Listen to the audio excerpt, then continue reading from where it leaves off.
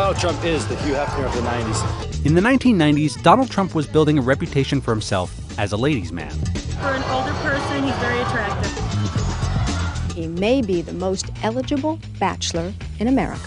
Please welcome Donald Trump. Gone were the days when he was known primarily as the real estate mogul of New York.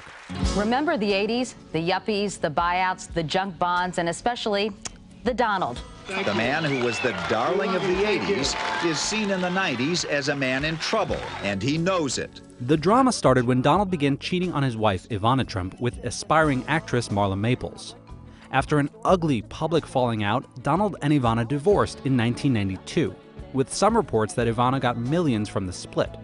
Donald Trump's former or current girlfriend, depending on what day it is sharing all her secrets for staying in shape. Donald eventually married Marla, 2 months after she gave birth to a baby girl. But by the end of the decade, Trump was single again, and he seemed to enjoy the dating scene.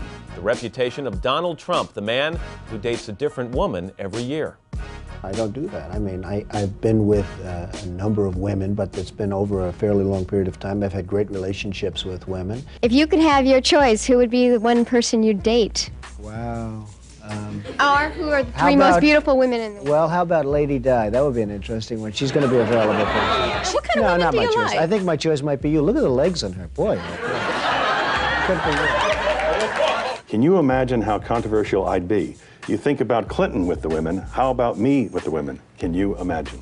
Well, I mean, I think there is a certain controversy to me, and I am single, and I do go out with women.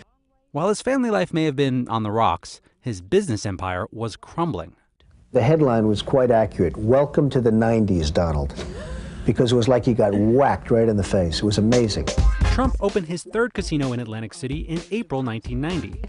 Lasers, fireworks, and miles of neon lights provided the color as Trump opened the Taj Mahal Casino Hotel in Atlantic City. But just months after it opened, the Taj Mahal missed one of its debt payments, and Trump began looking for a bailout. His empire could be at risk of collapse if the New Jersey Casino Commission decides not to approve Trump's bailout plan.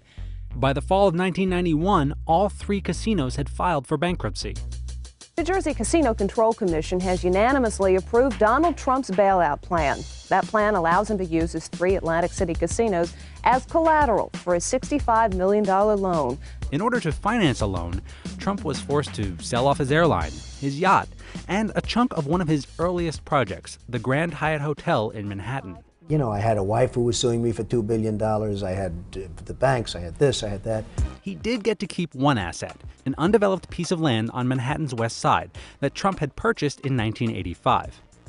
Trump had envisioned a huge project on the site, but in 1994, the real estate market fell, leaving Trump unable to make payments on the land.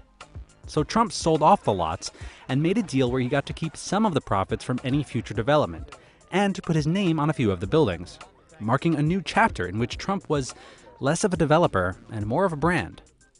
Who knows better about hard times than me? I had a company, it was doing well, I had tremendous debt like this country, and in 1990, the whole country, it just went very, very bad.